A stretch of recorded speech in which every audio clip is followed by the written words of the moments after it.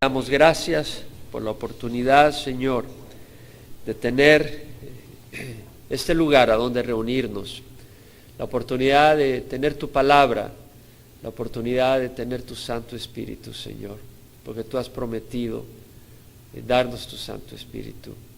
Y pedimos una vez más que tú lo derrames de una manera abundante, que tu Espíritu Santo, tu gracia sea dada a tu pueblo, Señor, a cada uno de los que estamos acá, ya sea por internet, en el salón familiar o acá, Señor, para que podamos transmitir y recibir, Señor, tu palabra. Y, Señor, no con palabras elocuentes, Señor, para que no se haga vana la cruz de Cristo, Señor, pero que sea el mensaje, Señor, con demostración de tu Espíritu y de tu poder, Señor. Que seas tú que muestres, Señor, tu poder y de testimonio en tu palabra y tu Espíritu, Señor. Que tú vives, Señor, en las vidas transformadas, que tú reinas, que tú tienes capacidad y poder, Señor, para traer convicción, Señor. El hombre puede caminar en pecado, la mujer puede caminar en pecado, nosotros podemos caminar en pecado y no tener convicción, pero tu Espíritu ha venido a traernos convicción, a enseñarnos que estamos enfermos, a enseñarnos que el camino en el que vamos lleva a la destrucción eterna, a un infierno, a un castigo eterno. Y, Señor, a enseñarnos de que a través de Cristo Jesús hay vida eterna, hay una vida, hay una esperanza, hay una promesa que tenemos de vida, a la cual aspirar y por la cual perseverar en medio de las luchas y las pruebas y las tentaciones, sabiendo de que es sabio aquel que reconoce a Jesús y su palabra como verdadera, y que sus promesas son verdaderas y también sus advertencias. Señor, trabaja en nosotros el día de hoy. Fortalece nuestra fe y trae corrección y dirección en nombre de Jesús. Amén. Se pueden sentar, mis hermanos. Estamos estudiando la primera carta de Pablo a los Corintios, una linda carta. Estudiamos los versículos 18 al 25 del primer capítulo el domingo pasado y hemos hecho una referencia a que los primeros versículos del 10 al 17 Pablo habla del sectarismo que había en la iglesia, haciendo un llamado a la unidad. Algunos decían yo soy de Pablo, otros decían yo soy de Apolo, otros yo soy de Cefas, otros yo soy de Cristo. Ustedes no saben, y había arrogancia, había división, y Pablo dice, bueno, ¿que acaso Cristo está dividido? ¿Que acaso Pablo fue crucificado por ustedes? ¿O acaso yo bauticé a alguno en mi nombre? Realmente Pablo no bautizó en su nombre, bautizó en el nombre del Padre, el Hijo y del Espíritu Santo, y no había bautizado a muchos, había bautizado a Crispo, que era oficial de la sinagoga, que se había convertido, había bautizado a los de la casa de Estéfanas, fueron los primeros convertidos en Acaya, había bautizado a Gallo, pero de ahí no había bautizado a muchos. Y Pablo dice, porque Dios no me envió a bautizar, sino a predicar el Evangelio. Y no con palabras elocuentes para que la cruz de Cristo no se haga vana. Pablo hizo el énfasis de que el llamado de él era predicar el Evangelio de salvación. Y luego vimos en el versículo 18 al 25 que Pablo hace referencia a ese evangelio que para algunos era necedad, para algunos ese evangelio era una tontería, era bobería, y lo es aún hoy en día. Pablo dijo la palabra de la cruz es necedad para los que se están perdiendo, pero para nosotros los que estamos siendo salvos es el poder de Dios. Esa palabra es poderosa, es el poder de Dios para salvación. Ni el sabio, ni el escriba, ni el polemista puede traer una respuesta a la condición perdida del hombre y al destino eterno de infierno y sufrimiento separado de Dios, excepto el Evangelio de salvación. Pablo hizo referencia a que los judíos pedían señales. En verdad los judíos piden señales y los griegos buscan sabiduría, mas nosotros predicamos a Cristo crucificado, dijo Pablo. Piedra de tropiezo para los judíos y necedad para los gentiles, mas para los llamados, tanto judíos como griegos, Cristo es el poder de Dios y sabiduría de Dios.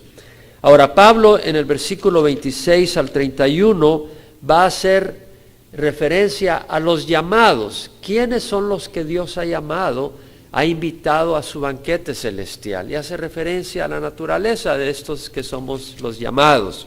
Y luego habla de que en qué nos gloriamos los llamados. Nos gloriamos en Cristo, en nada más. Y esto es lo que vamos a estudiar ahora. Versículo 26 dice: considerad, hermano, vuestro llamamiento. No hubo muchos sabios conforme a la carne, ni muchos poderosos, ni muchos nobles, sino que Dios ha escogido lo necio del mundo para avergonzar a los sabios. Dios ha escogido lo débil del mundo para avergonzar a lo que es fuerte. Lo vil y despreciable del mundo ha escogido Dios lo que no es para anular lo que es, para que nadie se jacte delante de Dios. Mas por obra suya estáis vosotros en Cristo Jesús, el cual se hizo para nosotros sabiduría de Dios y justificación y santificación y redención, para que tal como está escrito, el que se gloría, que se gloríe en el Señor. Entonces Pablo vemos acá que dice: considerad, toman en cuenta, hermanos, vuestro llamamiento, la invitación que han recibido. Dice: no hubo muchos sabios conforme a la carne, ni muchos poderosos, ni muchos nobles. Es decir, Pablo está diciendo, no hubo muchos que eran personas sabias, que sabían manejar sus finanzas sabiamente y prosperar en la economía del país. No eran personas sabias que se destacaban en el campo académico o sabios en el campo político, sabían manejar y lograr hacer paz entre dos naciones. No eran muchos sabios en cuanto al mundo, no eran muchos sabios conforme a la carne, ni muchos poderosos, no eran muchos personas de gran poder político o de gran poder económico o de gran influencia en la sociedad, personas de gran popularidad. No eran muchos poderosos, ni muchos nobles, no eran muchos de la alta sociedad, no eran muchos que habían nacido en un hogar de cuna reconocida, de cuna noble de acuerdo al mundo. No eran de sangre azul, por decirlo así, no eran descendientes de reyes. No hubo muchos sabios conforme a la carne, ni muchos poderosos, ni muchos nobles. Ahora, no dice que no hubo ninguno que no fuera sabio, ni poderoso, ni noble conforme a la carne. Dios ha escogido algunos dentro de ese grupo, pero la mayoría no han sido sabios en el mundo, no han sido poderosos, ni lo son en el mundo, ni son nobles de acuerdo al estándar del mundo. ¿Por qué? No necesariamente porque el no ser sabio o el no ser poderoso o el no ser noble por eso nos hace automáticamente salvos, sino porque Dios quiere estar seguro que el que es sabio en cuanto al mundo, el que ha sido sabio en esas áreas, el que ha sido poderoso, que ha logrado poder, el que viene de una cuna noble, no crea de que él es aceptado por esas razones. Porque aún el que es sabio de acuerdo al mundo, el que es noble de cuna noble, el que es poderoso, tiene un corazón egoísta, tiene una mente perversa, y aparte de Cristo nadie es digno y nadie está lavado como para ser puro y digno de entrar a la presencia de Dios. Y esa es la razón. Ahora, Pablo dice, sino que Dios ha escogido lo necio del mundo para avergonzar a los sabios, y Dios ha escogido lo débil del mundo para avergonzar a lo que es fuerte. Lo vil y despreciable del mundo ha escogido Dios, lo que no es, para anular lo que es. Veamos acá, Dios ha escogido lo necio. Dios es el que escoge. Dios ha escogido lo necio del mundo. La palabra necio, lo mencionamos la vez pasada, es moros, quiere decir imprudente, necio, que obra sin juicio, que obra sin pensar, que obra neciamente, sin sabiduría. De esos son los que Dios ha escogido, de esos somos nosotros. Muchos de los que Dios ha escogido no han mostrado sabiduría para prosperar, no han sabido administrar sus vidas, están endeudados probablemente. Otros han obrado tan tontamente, desaprovecharon, tal vez tuvieron una oportunidad para estudiar una carrera profesional y la desaprovecharon por andar jugando, por andar perdiendo el tiempo. No fueron sabios, fueron tontos. Otros tal vez están pagando en prisión por delitos, por tonterías. estaba viendo en YouTube y lo vi, me pareció increíble. Una jovencita había robado un banco. Inmediatamente hizo su video en YouTube y sin ponerse máscara ni nada, sale sonriendo, robé un banco, y mostró el dinero, 60 y pico mil de dólares, y los mostraba, mira, soy rica. El día siguiente la llevaron al tubo, salió en YouTube y terminó en el tubo. ¿Por qué? Porque era imprudente, no solo robó el banco, sino que se pone en YouTube a celebrar, mostrando la cara y la sonrisa. Todo el mundo sabía quién era, fueron a agarrar. Pero de esos es material para ser salvo, porque no muestra sabiduría, y no se puede vanagloriar un día que reciba a Jesucristo, que era por su gran sabiduría. Muchos están metidos en todo tipo de pleito, llevan una vida desordenada y sin futuro. Hay esperanza, porque no pueden vanagloriarse en su sabiduría, no pueden vanagloriarse en su poder o en sus riquezas.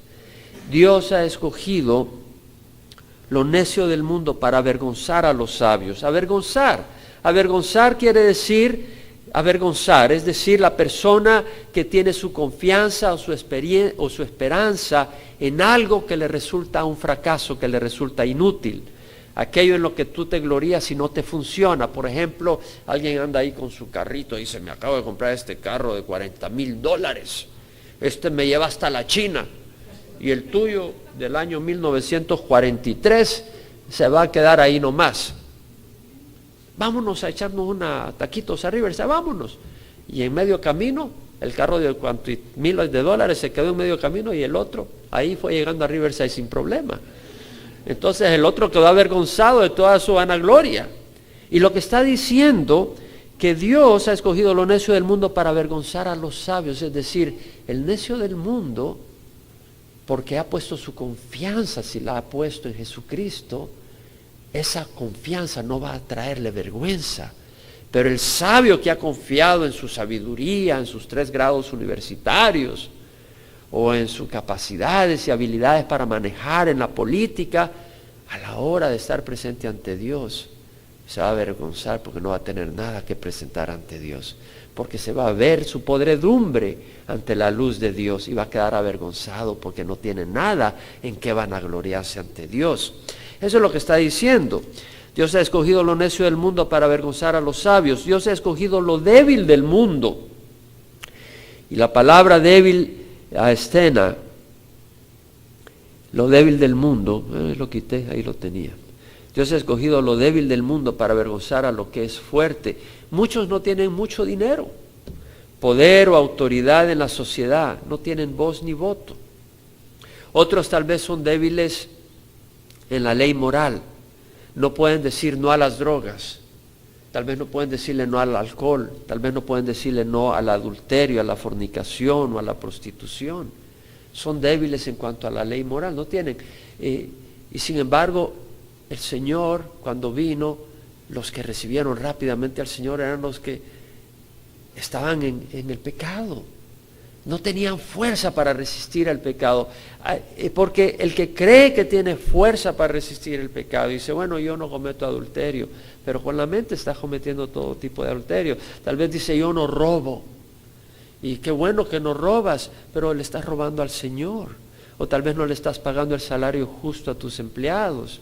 O tal vez tú dices, bueno, yo no he matado, yo no soy asesino como estos racuaches, pero tú estás con odio hacia tu hermano. Y el Señor dijo que el que tiene odio hacia su hermano ya cometió adulterio, ya cometió asesinato en su corazón. Entonces vemos que Dios ha escogido lo débil del mundo, porque tal vez el que está atrapado en el licor no puede salir, y dice, la única manera es que tú me saques, Señor. El que está atrapado en las drogas no puede salir de las drogas, es débil, y dice, Señor, yo no puedo salir de estas drogas a menos que tú me saques. Y empieza a clamar, y el Señor lo libra. El Señor lo libra. Entonces él se va a vanagloriar en Jesucristo, no en sus habilidades, en Jesucristo. Pero el que dice, bueno, yo no me echo más de 2 tragos, y ya está todo arrogante, y dice, yo voy a entrar al cielo porque yo no me emborracho, yo no me pongo, pero estás podrido en el corazón, porque ni siquiera quieres venir a Jesucristo, quieres vivir tu vida desviado y en rebeldía. Dios ha escogido lo débil del mundo para avergonzar lo que es fuerte. Y lo vil y despreciado del mundo ha escogido Dios. Lo vil, es decir, aquí la palabra ajenes quiere decir de descendencia común, de familia no distinguida, sin reputación. Alguien que nadie le pone atención especial, que no es considerado digno, que es considerado inferior. Lo vil y despreciado, lo menospreciado, lo desdeñado del mundo ha escogido Dios.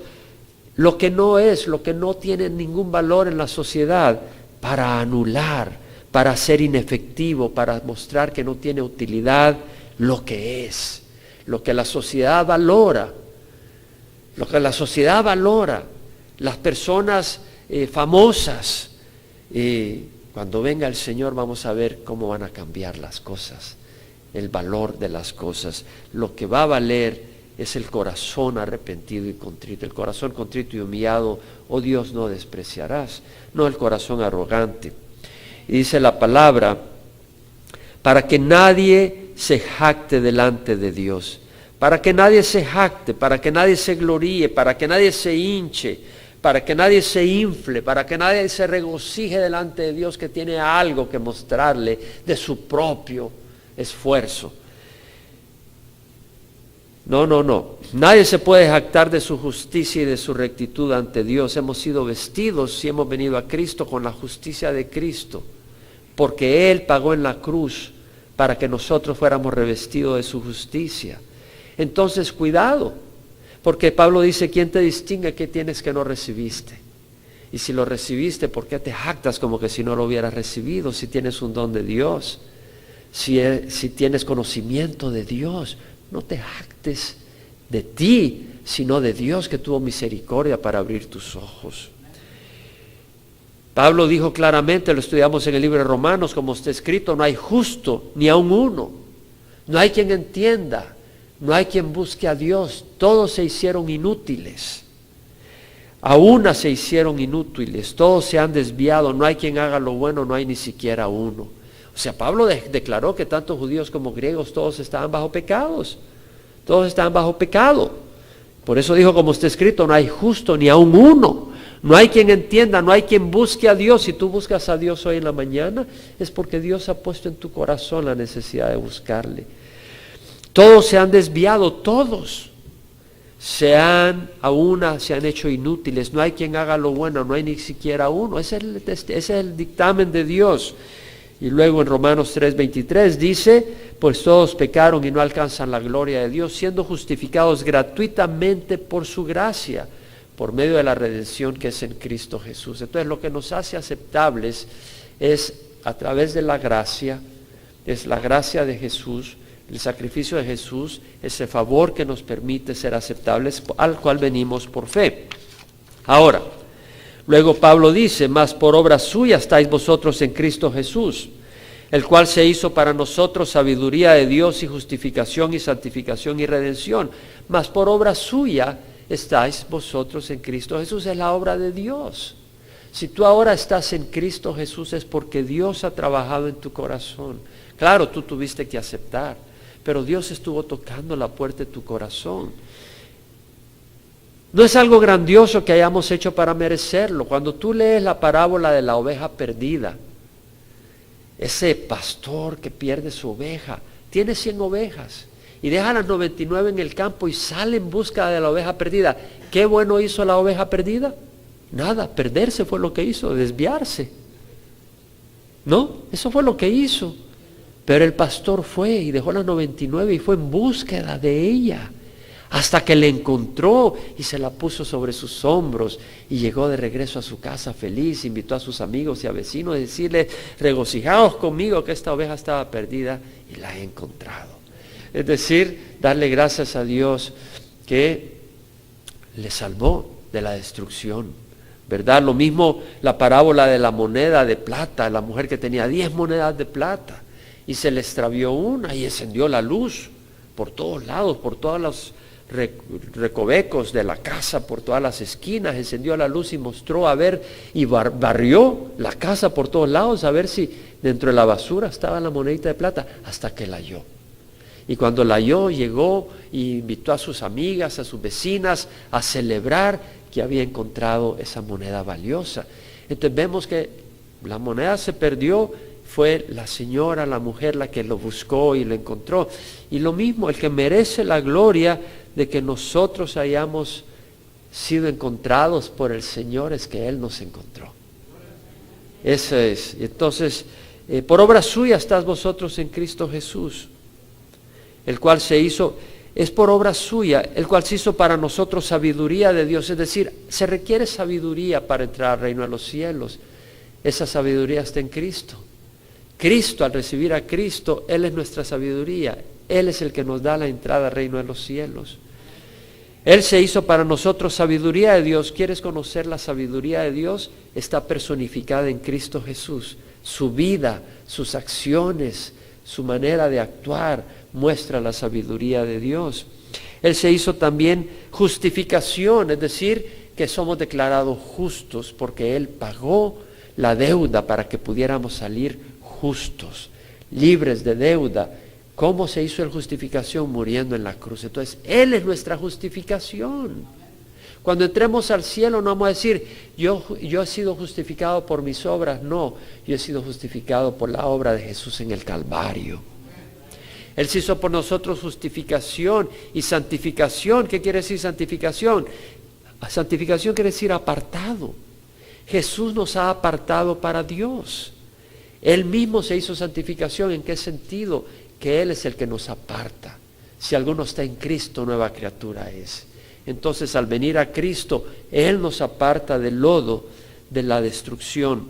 Y Él se hizo también redención. Redención habla de rescatar a alguien que está preso, que está esclavo, y pagar el rescate para librar a esa persona. Jesús nos ha redimido del poder del pecado. Y no tenemos por qué andar en depresión o por qué andar esclavos del pecado, porque Él mismo llevó nuestros pecados en su cuerpo sobre la cruz, a fin de que muramos al pecado y vivamos a la justicia, porque por sus heridas hemos sido salvados. Entonces Pablo dice, para que tal como está escrito, el que se gloría en el Señor, no en tus logros, no en tu posición, no en tu ministerio, no en que eres de noble cuna, no en María, no en San Pedro, no en tus líderes espirituales. Pablo mismo dijo, cuidado de andar con esos sectarismos. Claro, hay líderes espirituales que le damos gracias a Dios por sus vidas, Pastor Chuck Smith, Billy Graham. Le damos gracias a Dios por sus vidas, pero ellos son los que son por la gracia de Dios. Ellos son los que son porque Dios los buscó cuando estaban perdidos y ellos abrieron su corazón y Dios les dio el Espíritu Santo y les dio los dones y los guió para traer dirección a otros. Pero el que traía dirección era Dios a través de ellos. Entonces, si nos vamos a gloriar, no es en el instrumento, sino en el Señor que hizo el instrumento y lo usó para su gloria. Por tanto, el que se gloría, que se gloríe. ¿En quién? En el Señor. Luego Pablo dice, cuando fui a vosotros, hermanos, proclamándoos el testimonio de Dios, no fui con superioridad de palabra o de sabiduría, pues nada me propuse saber entre vosotros excepto a Jesucristo y a este crucificado. Cuando fui a vosotros, Pablo fue a Corinto en su segundo viaje misionero. Pablo regresó a Corinto en su tercer viaje misionero. La gente de Corinto no sabía que existía Pablo. Pablo fue.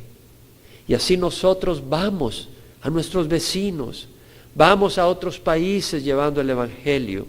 Cuando fui a vosotros proclamándoos el testimonio de Dios, la palabra testimonio es como cuando un grupo de personas se reúnen para dar testimonio de un accidente que vieron o de una situación en la que estuvieron. Y cuando dan testimonio están diciendo, nosotros lo vimos y esto fue así. Entonces Pablo dice, cuando fui a vosotros, hermanos, proclamándoos el testimonio de Dios. ¿Qué quiere decir el testimonio de Dios? El testimonio del plan de Dios. El testimonio del plan de salvación que ofrece Dios. El testimonio de que Dios es poderoso y que sí nos salva y no solo nos da vida eterna, pero en este mundo nos da poder para ser libre de las drogas, para ser libre de la codicia, para ser libre de la maldad. que Cristo transforma vidas, que el Espíritu Santo está aquí para sanar, para transformar, para guiar. Ese es el testimonio de Dios. Pablo dice, cuando fui a vosotros proclamándoos el testimonio de Dios, no fui con superioridad de palabra. Y acá quiere decir, no fui con palabras excelentes, en el sentido de palabras rebuscadas. No fui con elocuencia, buscando seducir con mis palabras. No fui con superioridad de palabra, dice Pablo. O de sabiduría. Él no buscó traer sabiduría del mundo para impresionar y para convencer a las personas que lo escucharan. No. No fui con superioridad de palabra o de sabiduría, pues nada me propuse saber entre vosotros excepto a Jesucristo y este crucificado. Nada me propuse saber. La palabra se pudiera decir mejor, determiné, me propuse no saber nada excepto a Jesucristo y a este crucificado. O sea, Pablo decidió cuando iba allá no contaminar el evangelio de Jesucristo con filosofía, con psicología, con positivismo, porque hoy en las iglesias algunos mezclan positivismo con el evangelio, otros mezclan psicología. Pablo dice, no, nada me propuse saber. Sí, Pablo tenía conocimiento de muchas cosas, pero no las mezcló. Enseñó a Jesucristo y a este crucificado. Esa es la clave, Jesucristo y a este crucificado. Cuando dice, nada me propuse saber, la palabra saber, ido, quiere decir saber, ver, percibir con la vista, experimentar como cuando uno tiene una experiencia con alguien, experimentar una condición o una relación con una persona, conocer, entender algo. Y Pablo dice, nada me propuse saber nada entre vosotros excepto a Jesucristo y a este crucificado. ¿Qué quiere decir? Que Pablo conocía a Jesucristo. Y Pablo entendía el valor y el poder de lo que hizo Jesús en la cruz. Muy importante. Pablo conocía a Jesucristo. Muchos hoy conocen religión, pero no conocen a Cristo. Por eso no predican a Cristo. No lo conocen, no conocen su poder. Predican a otras personas, predican otros sistemas. No conocen el poder del sacrificio en la cruz. Predican tradiciones y otros caminos para el perdón y la aprobación de Dios. Predican penitencias. No predican a Jesucristo crucificado. Sí, muchos llevan una cruz en el cuello. No tiene nada de malo llevar una cruz en el cuello. Pero es un problema cuando tú llevas una cruz en el cuello esperando que esa cruz te proteja. Porque tú puedes llevar una cruz en el cuello y al hacerlo negar lo que hizo Jesús en la cruz. ¿Sabes cómo lo niegas? Si tú llevas una cruz en el cuello para que la cruz te proteja, te olvidas que lo que te protege es el sacrificio de Jesús en la cruz. Y ya no tienes que llevar nada ni en el cuello, ni en las orejas, ni en la cabeza. Solo simplemente ser bañado con la sangre de Jesús al recibir a Jesucristo. No tiene nada de malo que ves una cruz en el cuello, siempre que no te le arrodilles a ese pedazo de madera o a ese pedazo de metal. Porque Cristo no está en un pedazo de madera hoy en día. Él está a la derecha del Padre. Él ha resucitado. Muy importante. Veamos qué dice Pablo. Y estuve con vosotros, entre vosotros con debilidad y con temor y mucho temblor. Esta es una ventana a Pablo. Mira lo que dice Pablo. Estuve entre vosotros con debilidad y con temor y mucho temblor. Pablo era un hombre de carne y huesos como nosotros, sujeto a debilidades y flaquezas en la carne. Jesucristo mismo dijo, orad y velad para que no entréis en tentación. El espíritu está dispuesto, pero la carne es débil. Pablo tenía una carne no distinta que la nuestra. Pablo era un hombre sujeto a pasiones iguales que nosotros. Pablo era un hombre de carne y hueso como nosotros, y la palabra debilidad acá, asthenia, quiere decir debilidad, falta de fortaleza, falta de dinamismo físico, como alguien que siente debilidad ante una tarea monumental que debe de hacer. has trabajado las 8 horas, llegas a la casa y resulta que ha habido una desorden, una destrucción y te tienes que poner a trabajar, a arreglar el techo, aquí allá, ya estás sin energía. ¿Cómo voy a hacer yo esto? No tenía la energía. En ese sentido, Pablo dice, yo estuve entre vosotros con debilidad y con temor. La palabra temor es phobos, de ahí viene fobia. Cuando uno tiene claustrofobia o aracnofobia, miedo a las arañas, Pablo dice, fui con temor. Y también dice con mucho temblor, y la palabra ahí es tromos, viene de la misma palabra de tremor, de temblor, tremor, tembladera. Cuando te tiemblan las piernas de miedo, viene la migra y ya te empiezan a temblar las piernas. Estuve con vosotros con debilidad y con temor y mucho temblor. Pablo no estaba exento, ¿estás entendiendo? ¿Te pones atención? Pablo dice, estuve entre vosotros con temor. Pablo era valiente, pero aquí estamos viendo que su valentía no nacía de él, era sobrenatural, era sobrenatural. Él era un hombre humano como nosotros que se aflige.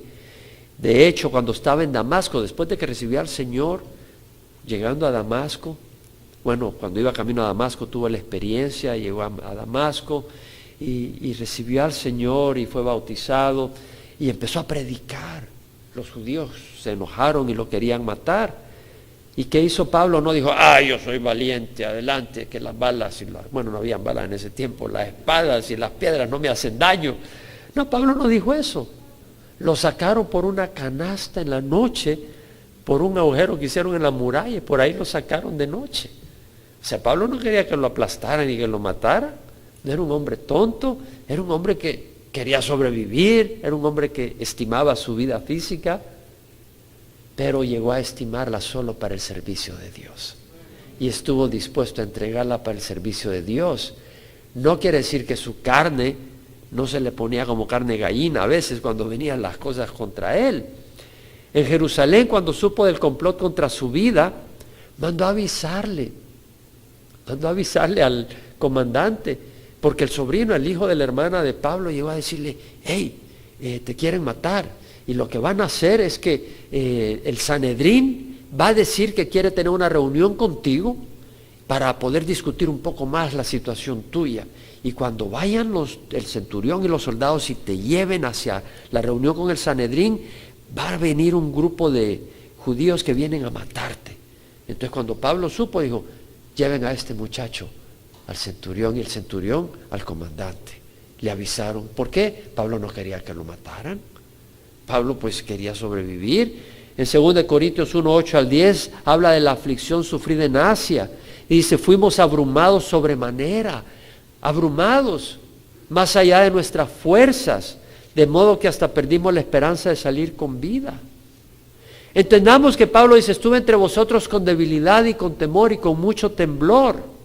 Pablo sabía que cuando iba como misionero no iba protegido por soldados. Sabía que iba anunciando un mensaje que no era popular. No es popular decirte, arrepiéntete de las tradiciones religiosas que estás viviendo de idolatría. Eso no es popular. No es popular cuando alguien lleva un mensaje que va contra las enseñanzas y las tradiciones de los padres de uno. Sabía que lo iban a azotar, lo podían apedrear, lo podían matar. Pablo además no tenía un gran encanto o carisma personal, ¿verdad? A veces algunas muchachas hermosas ahí van y el juez dice, bueno, te voy a poner una sentencia. Y no, ya le cierra los ojitos un par de veces y ya, bueno, estás libre, no hay problema. ¿Por qué? Porque su encanto derritió al juez o le ofreció favores. Pero Pablo no traía un carisma personal para salirse cuando lo metieran preso. No tenía riquezas para pagar para que lo libraran o para convencer que no le hicieran daño. Tampoco tenía contactos con el gobierno para escapar de los ataques. Dependía 100% de Jesús. Y Jesús lo protegió, gloria a Dios. Pero no impidió que lo apedrearan. No impidió que naufragara. No impidió que lo azotaran. Porque era parte del plan de Dios. Y Pablo era un hombre de carne y hueso como nosotros, y aunque Jesús no lo haya impedido, y aunque él pudo alabar y glorificar a Dios en esas crisis, no por eso no quiere decir que no se sentía en su cuerpo la lucha y los temores. Y Pablo tenía esas luchas y esos temores. Él era humano y frágil. Su llamado requería obediencia y ánimo y poder sobrenatural. Y esto es importante porque Pablo dice, estuve entre vosotros con debilidad y con temor y mucho temblor. Y Pablo, para llevar a cabo su misión, requirió un poder sobrenatural. Y tú y yo, para poder llevar a cabo el camino que Dios nos ha llamado, requiere un poder sobrenatural. Requiere un poder sobrenatural. Y Dios lo ha provisto. Pero requiere de eso. Pablo en Efesios, cuando le escribe a la carta a Éfesos, dice, orad por mí para que me sea dada palabra al abrir mi boca, a fin de dar de conocer sin temor el misterio del Evangelio, por el cual soy embajador de cadenas, para que al proclamarlo hable con valentía, con denuedo, como tal como debo de hablar. ¿Qué está diciendo Pablo? El gran Pablo dice, orad por mí para que me sea dada palabra al abrir mi boca, a fin de declarar sin temor el misterio del Evangelio. Pablo está diciendo, cuando estoy con gente nueva, que no sé cómo me van a recibir, se me van a agarrar a pedradas, me tiemblan las piernas. Orad por mí para que me sea dada palabra al abrir mi boca, a fin de declarar sin temor el misterio del Evangelio. Y Pablo no se hizo para atrás, fue obediente, y a la hora de las horas Dios le daba su espíritu para darle valentía, porque no se rajó, Dios le daba valentía, pero era algo que requería del Señor.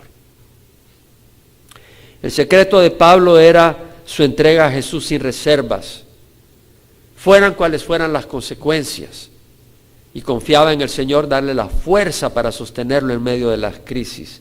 Pablo dijo, todo lo puedo en Cristo que me fortalece, en Cristo. He aprendido el secreto, he aprendido a estar contento cualquiera que sea mi situación. He aprendido el secreto de ser tanto pobre, de pobreza, como vivir en abundancia. O sea, sé vivir en pobreza como vivir en abundancia, Pablo dice. Todo lo puedo en Cristo que me fortalece.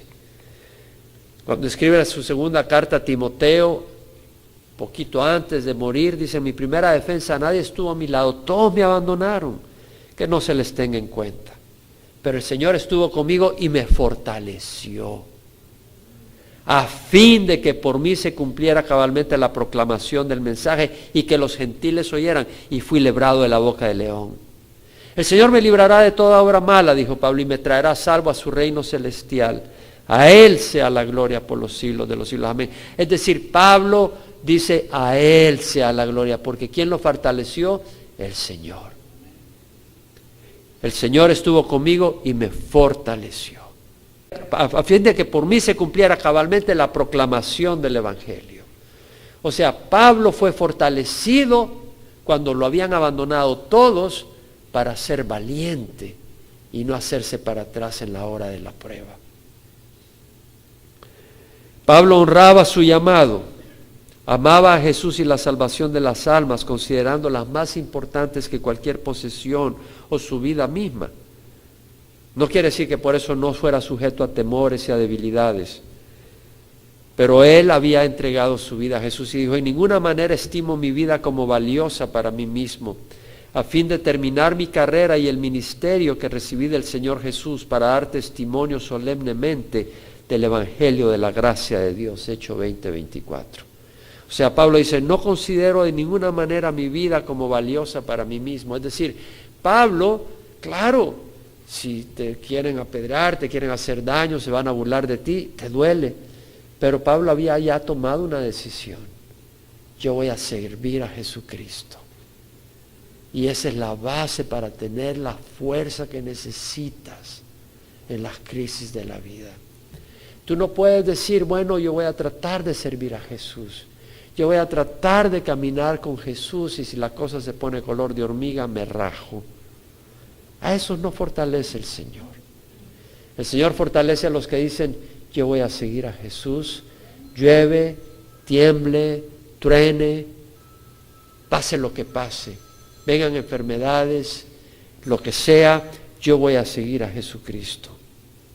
Eso es muy importante, tener esa actitud en nuestro corazón. Ahora, algunos quieren fundar la iglesia y establecer iglesias basadas en personas de dinero, influencia en la sociedad. Este es abogado, este nos puede ayudar. Está bien si eres abogado y puedes ayudar en la iglesia, pero eso no es lo que te hace un siervo en la iglesia. Tiene que ser un corazón entregado al Señor. Y si eres abogado, pues que el Señor te use. Si eres médico, que el Señor te use. Pero la iglesia no la vas a basar en hermanos por su profesión o por su posición social. No, Dios es el que escoge. Y Dios es el que salva y Dios es el que libera. Y ya si tú tienes algún don, algún bien que tú puedes usar para beneficio del pueblo de Dios, úsalo, porque para eso Dios te lo ha dado.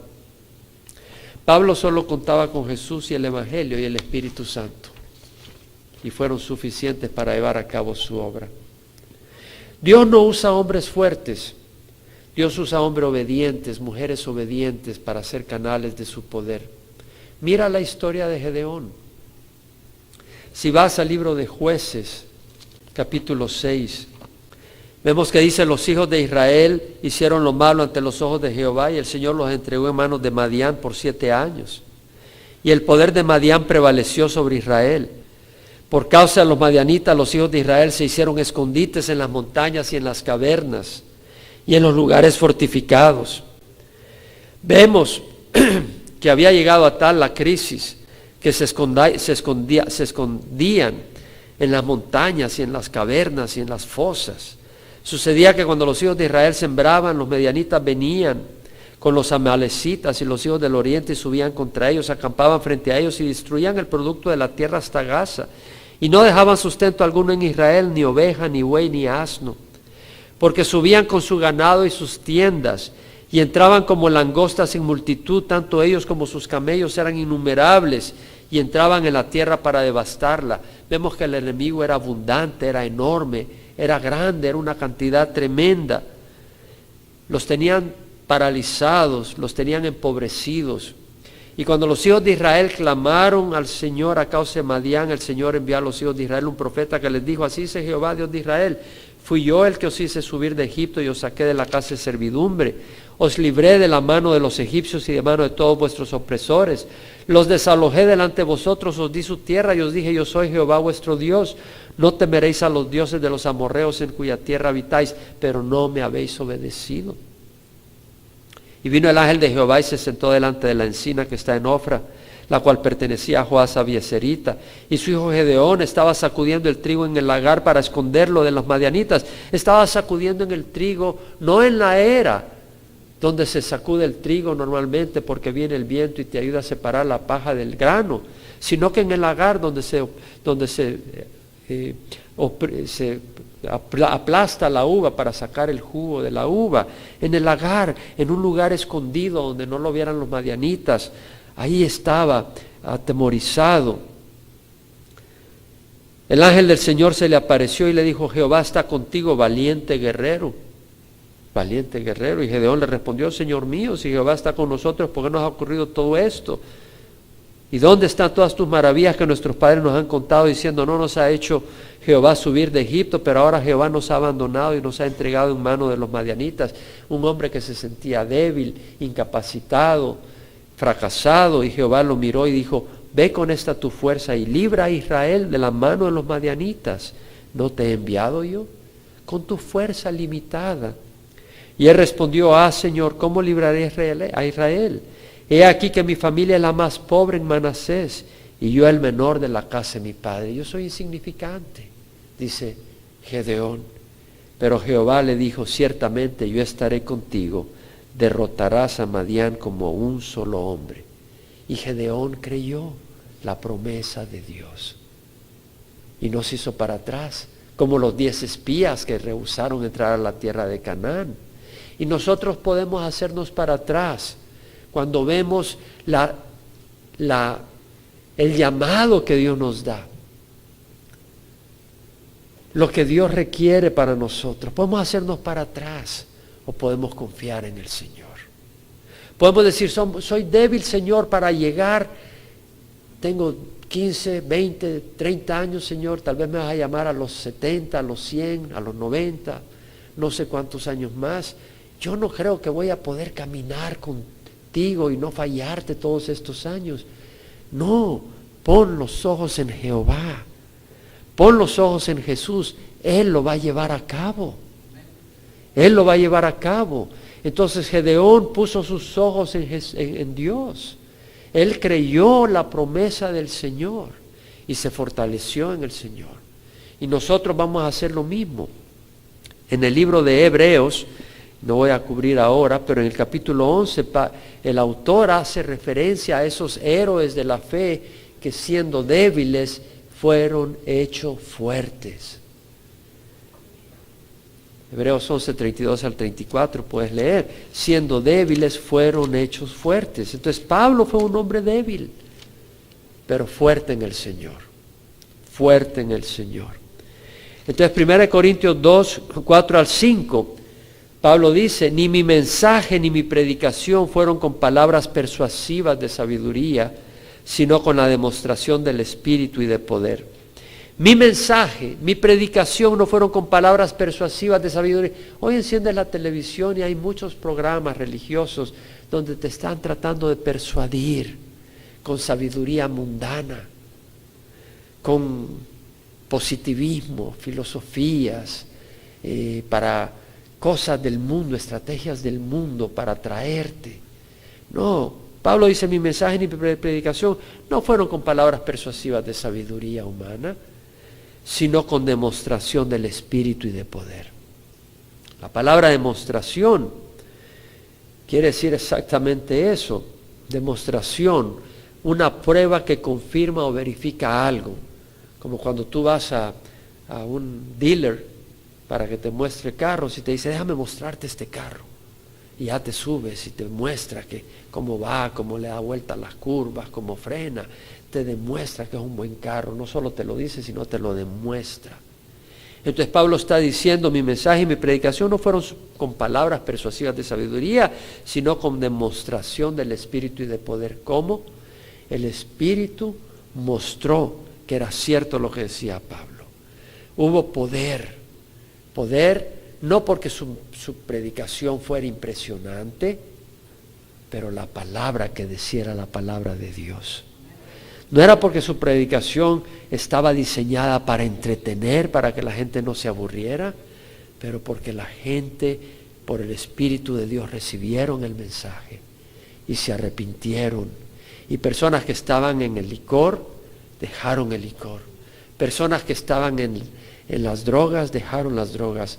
Personas que estaban en la fornicación, dejaron de fornicar. Personas que eran ingratos con sus esposas, empezaron a tratarlas con amor.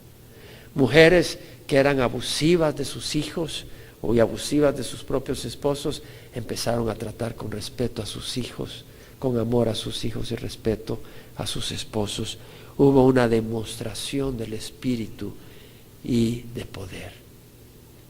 Y eso es lo que yo he estado orando por nuestra congregación, que haya una demostración del Espíritu Santo y de poder, para que vuestra fe no descanse en la sabiduría de los hombres, sino en el poder de Dios. Muy importante. Eso no quiere decir de que los que estudiamos, los que enseñemos la palabra de Dios no nos preparemos.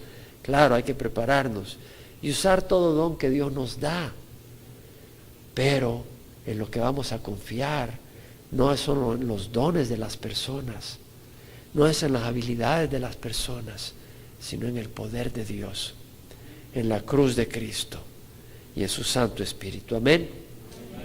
Vamos a pararnos. Es mi oración, una vez más, que mi mensaje y mi predicación no sea con palabras persuasivas de sabiduría, sino con demostración del Espíritu y poder de Dios.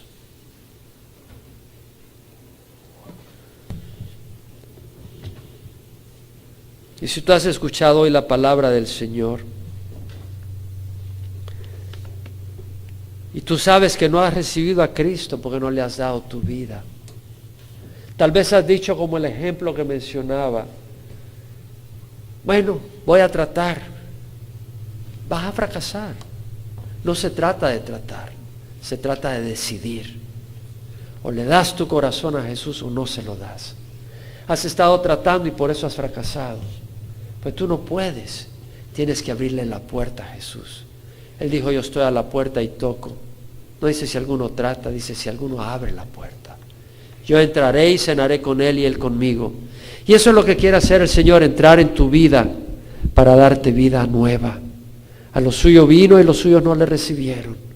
Pero a los que le recibieron les dio el derecho de ser hijos de Dios, a los que creyeron en su nombre, que no nacieron de sangre, ni de carne, ni de voluntad de hombre, sino de Dios. Tienes que nacer de nuevo. El mono, aunque se vista de seda, mono se queda. Aunque te vistas de cristiano, no eres cristiano.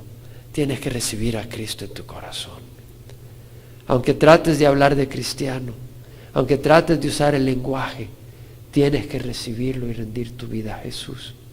Si tú nos ves por internet, nos acompañas hoy, acá en la iglesia y no has recibido a Jesús, recíbelo hoy. Jesús quiere entrar a bendecir tu vida. Jesús quiere entrar a hacer grandes obras en tu vida, a mostrar su poder, a mostrar su espíritu. La palabra que he proclamado es la palabra de Dios. Esa palabra Dios ha prometido que no regresa vacía, pero busca un terreno que sea agradecido a esa palabra, porque la semilla cayó en terreno fértil, pero también cayó en el camino y las aves se la llevaron. Otra semilla cayó entre las piedras, había un poquito de tierra y rápido nació, pero después se murió porque no tenía tierra profunda. Otra semilla cayó entre espinos y creció con los espinos y los espinos la ahogaron. ¿Qué tipo de tierra eres tú? ¿Está tu corazón dispuesto a recibir la semilla de la palabra de Dios? Si la recibes, va a ser una transformación poderosa. Ora conmigo. Padre Santo, te ruego perdón por mis pecados.